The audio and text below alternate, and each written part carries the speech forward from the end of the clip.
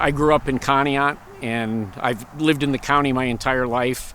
I know most of the people, and I really believe their heart's in the right place. There just has not been clear leadership in this area until recently.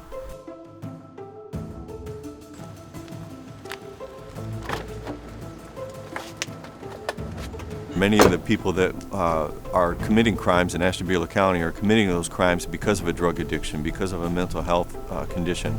And oftentimes, those are the core root of their criminogenic behavior. So we have, opiate addiction, substance abuse disorder, mental health disorders. They affect us all over the county. And if we don't address that core root of the problem, they're going to keep continuing in their criminogenic behavior. They're going to keep returning to the Ashtabula County Jail. Our courts are jammed up, and there's a huge backlog there. Our jails are full.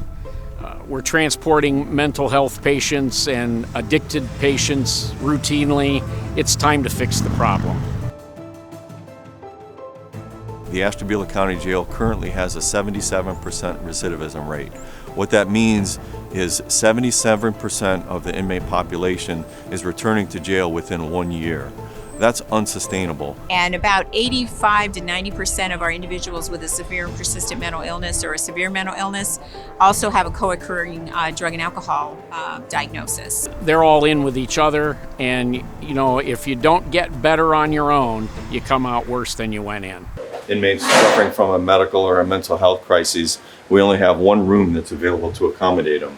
So when we have more than one inmate who's suffering from the same crisis, we have to use interview rooms in which to house them. We have to put a mattress on the floor for them. They're shackled by the ankle to one of those benches, limiting their movement and preventing them from causing self-harm. But the problem is this tends to make an inmate's condition worse as opposed to making it better. Because of our overcrowded situation, because of the lack of separate housing units, we frequently have to house drug dealers with drug users. So what we're doing is we're turning those drug users into drug dealers, educating them in a criminal lifestyle as opposed to having the opportunity to educate them in a successful lifestyle. As COVID eased up, we had more suicides, we had more alcohol-related and drug-related ambulance calls. We're also seeing a resurgence in methamphetamine and even crack cocaine.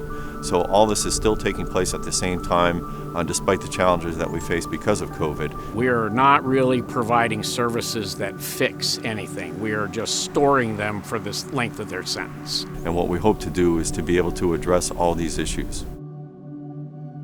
I believe this is the time.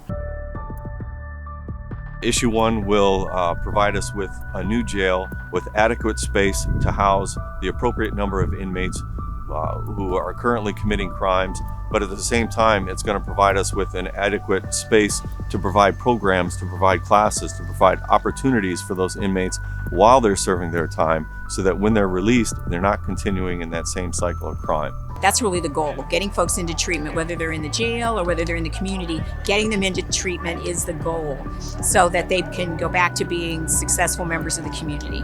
We can actually help the people while they're serving their debt to society and release them back into the community, having served that debt to society in a better place than they were when they came into the jail.